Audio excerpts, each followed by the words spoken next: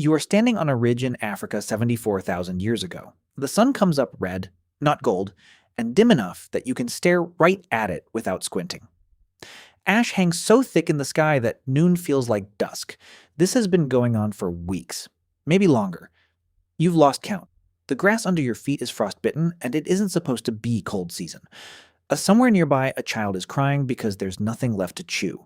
And on the far side of the planet, a mountain in what is now Indonesia has just torn itself open.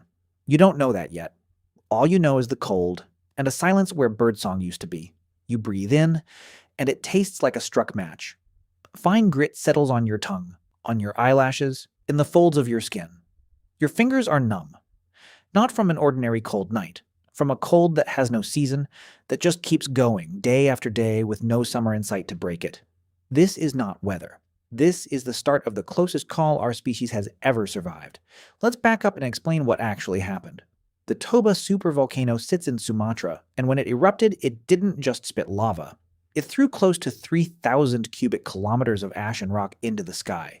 Roughly 100 times more material than the eruption that caused the Year Without a Summer in 1816, and the single most explosive eruption anywhere on Earth in the last 2 million years. Along with the ash came 6 billion tons of sulfur dioxide, forming a haze that circled the entire planet and dimmed the sun for years.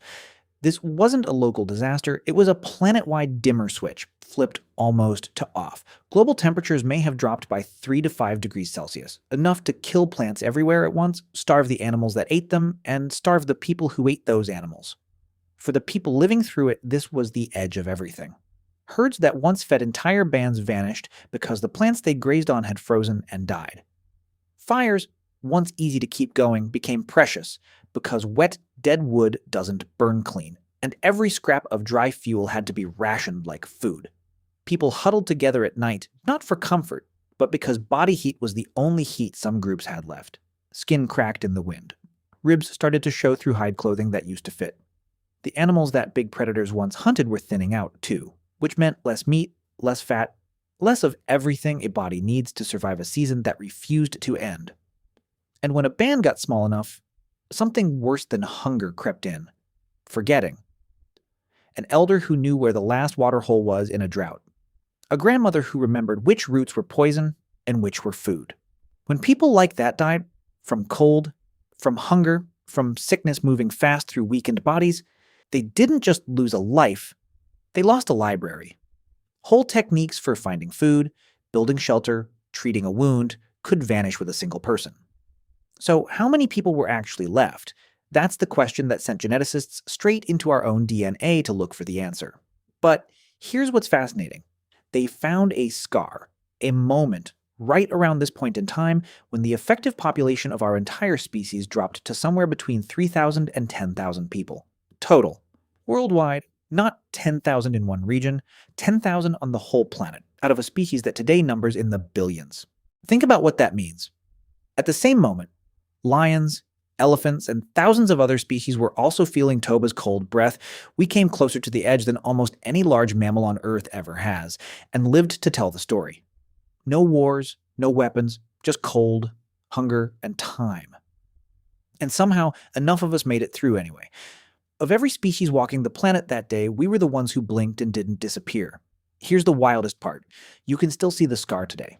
Human beings alive right now have less genetic variation than a single troop of wild chimpanzees living on one hillside in Africa. A fingerprint left behind by a population that once got very, very small. But here's where it gets stranger. Not every scientist agrees this story is true. In 2018, archaeologists digging at a site called Pinnacle Point on the coast of South Africa found something odd buried in the dirt. Microscopic shards of glass blown almost 9,000 kilometers from Toba itself. The chemical fingerprint in that glass matched Toba so precisely that researchers could date it to within a single month, anywhere on Earth. That glass sat in a layer of sediment, and directly above and below it, they found tools, fire pits, signs of people living their lives. No gap, no collapse. If anything, evidence of people at that site got thicker right after the eruption, not thinner. Why would a group survive the end of the world without even slowing down? The answer might be seafood. These particular people lived off shellfish pulled straight from tide pools, food that doesn't care whether the sun is blocked out because it isn't growing in a field that needs sunlight. While inland groups watched their food chain collapse from the roots up, people on this stretch of coastline may have barely noticed anything had happened at all. It gets messier still. Sediment cores from Lake Malawi, thousands of kilometers away in East Africa, show barely any temperature change around the time of the eruption. About 1.5 degrees, not the 5 degrees some models predicted. Which raises an uncomfortable question. What if the near extinction written into our DNA didn't come from Toba at all? What if it happened before or after, for a reason nobody has found yet? Nobody knows for certain. That's not a flaw in this story. That is the story. Right now, scientists are still arguing about the moment our species almost blinked out of existence.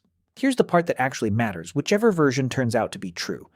Somewhere between roughly 70 and 100,000 years ago, our ancestors passed through a squeeze tight enough to leave a permanent mark in our genes. And you are standing on the other side of it. Every person you've ever met, every person who has ever lived, is descended from whoever made it through. The video is linked below, by the way. Whether that means 10,000 people freezing under an ash-choked sky, or a handful of groups who simply had the luck to be standing on the right beach with the right food at their feet. Either way, you are proof that something in us refused to disappear. Every stubborn, adaptable, restless trait we still carry, it had to survive this first. If stories like this make you want to know how many other times humanity nearly vanished, hit subscribe. I'm covering the other close calls next, and this channel exists to walk through every single one of them, because that's really what this thread of history is. Not a record of comfort, but a record of narrow escapes, stacked one on top of another that somehow ended with you watching this video right now. So here's the question worth sitting with. If Toba had never erupted, if that mountain had stayed quiet, would we still be the restless, adaptable, world-covering species we are today? Or would we still be exactly where we started? A handful of bands on the coast of Africa, never pushed hard enough to leave? Let me know what you think.